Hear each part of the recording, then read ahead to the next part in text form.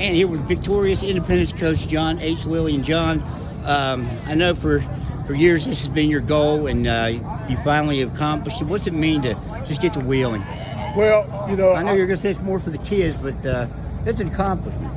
Well, I think it's a reflection of being smart enough to surround yourself with people that have been there and done that. Like with Coach Grog and Coach Cuthbert and all those guys, and it's really just being smart enough to, as you get older, to start listening and quit reacting and just do a good job, with people. You have to, sometimes on the road to a championship, you got to overcome some turnovers, and you had 3 in the first half. I don't know if you guys have come on back-to-back plays since you've been here, but I know you've turned people over on back-to-back plays, but that had to, you had to be a little concerned that it was trending in that direction. Yeah, I think a lot of it was nerves. I mean, the first half, they were just like scared to make a mistake, and we told them at halftime, just play football, win, lose, or draw, leave it out on the field. And but the first half, they had the woolly worms, and everybody was nervous, and you could tell their kids were excited, and we were nervous. But at halftime, I think we settled down a little bit. Talk about Cyrus's interception and just how big, in the grand scheme of things, that really seemed to turn.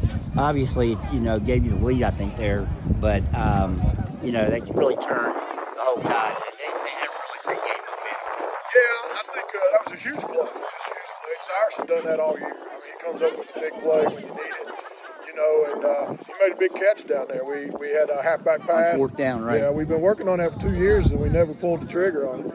But, Coach Grog helped me call that play, and we even call it Grog pass. So, Grog pass. Yeah, with Goodson to Goodson connection there. So, I thought it was a huge play because it gave us another score. Well, might that have been the bigger play? That it was on 4th after a hold call. And just to get the first down to keep that drive alive and I think that tied it. Yeah, and if you got good people up in the box, that really helps. And we got a veteran coaching staff, so nobody really panicked. They just we just kept playing hard and see what happens.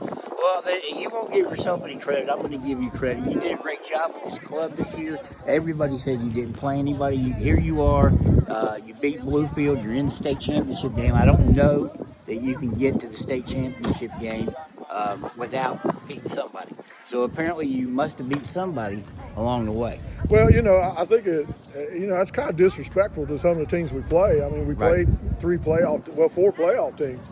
Midland Trail made the playoffs, Shady, Liberty, and Nicholas County. They all made the playoffs. So, I just think sometimes they give people up north a lot more credit than they give people down south, and that's where that comes from. But, our kids are resilient. They really don't get nervous. I mean, they're weird.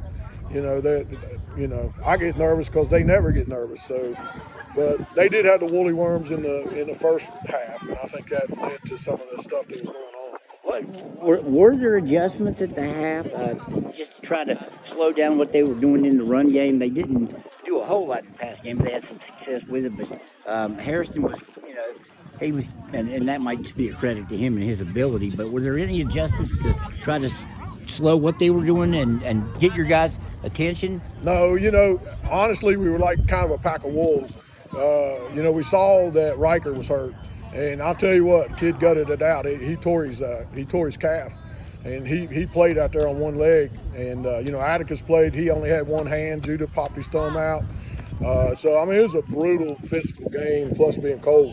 But yeah, once we found out Riker, couldn't run, then we just focused all 6 people on Harrison. John, you've been over here 4 years now, so you're kind of getting integrated into this community. I mean, you've lived in Raleigh County for a long time, so you know what this means to a community like this. What do you think that is? What it means to this community to get to the state championship game? Well, the biggest thing is just how accepting the community was of me coming over here. They could have took it a different direction, I guess.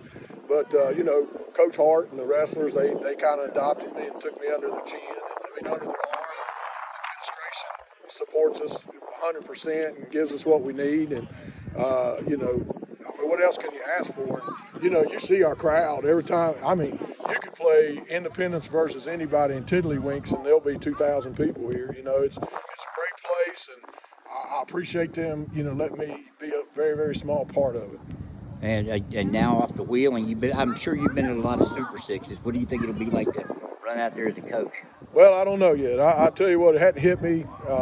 Give me about 24 hours, and I still, you know, I'm also the AD, so I got to go in there and do a whole bunch of paperwork.